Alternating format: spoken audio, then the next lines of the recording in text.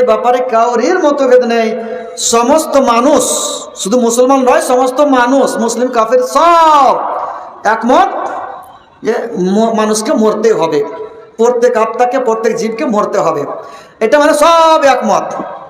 হ্যাঁ, কিছু লোকের মতামত আছে যে খিজির আলাইহিস সালাম এখনো মরেননি।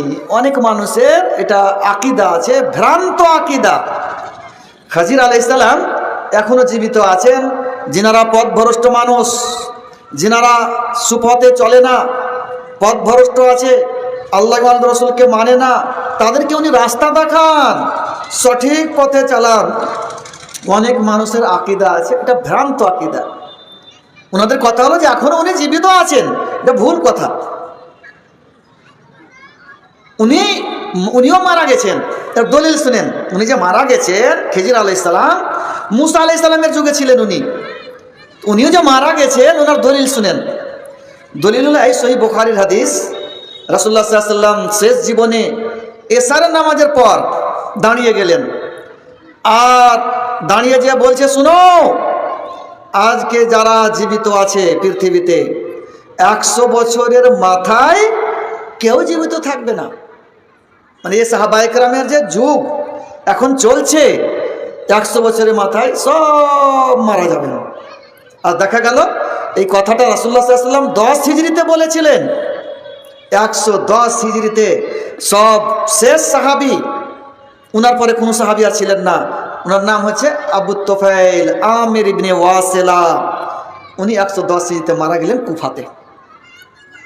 তো যদি জীবিত ছিলেন, তো রাসূলুল্লাহ সাল্লাল্লাহু আলাইহি ওয়াসাল্লামের এই হাদিস বলার পর উনিও মারা গেছেন, উনি এখন আর জীবিত নন। তারপরে মৃত্যু আসবে। তো মৃত্যুর পরের জীবনটাই হলো স্থায়ী জীবন। এখন যে আমরা এসেছি না, কিছুদিনের জন্য, কেউ হয়তো 10 বছরের জন্য, কেউ 20 বছরের জন্য, কেউ 60 বছরের জন্য, কেউ 70 বছরের জন্য, কেউ 80 বছরের জন্য, কেউ 100 বছরের জন্য, কেউ 120, 30, 40, 30, আর 30-এর বেশি আর দেখতে পাওয়া যায় না। তো এই কিছুদিনের জন্য আমরা এসেছি, এটা অস্থায়ী জীবন। স্থায়ী জীবন মৃত্যুর পরে। সুনানে ইবনে মাজাতে হাদিস আছে, জ্ঞানী ব্যক্তি ওই বা ওরাই জ্ঞানী ব্যক্তি যারা মৃত্যুর জীবনকে সুখময় করার জন্য কাম করলো। মৃত্যুর পরের জীবনকে সুখময় করার জন্য কাম করলো।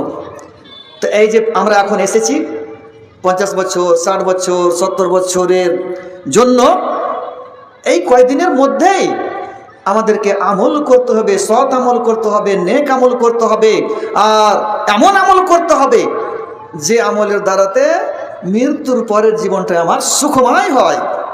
বুঝলেন? এই আমলটা আমাদেরকে এখনই করে যেতে হবে। অনেককে বলা যায়, ভাই নামাজ পড়ো না, নামাজ পড়বে না, যে মোল্লা এখন তো 25 বছর হলো বয়স, আমি তো অনেক দিন বাঁচবো। অর্থাৎ 30 বছর হলো মোল্লা, কিন্তু অনেক আছে, অনেক টাইম আছে। এই 30 বছর 25 বছর হলেও অনেক টাইম আছে। আর গ্যারান্টিটা কে দিলে আপনাকে? 1 মিনিট পর যে আপনি জীবিত থাকবেন, কে আপনাকে বললে? আর গ্যারান্টিটা কে দিলে? কেউ বলতে পারবে না যে আমি 1 মিনিট পর এখন থাকবো এখানে জীবিত। কেন? এটা একটা এমন জিনিস, মৃত্যুটা আল্লাহ ছাড়া কেউ জানে না। গায়েবের যে 5টা জিনিস আছে তার মধ্যে একটা এটা আছে। তো বলার উদ্দেশ্য হলো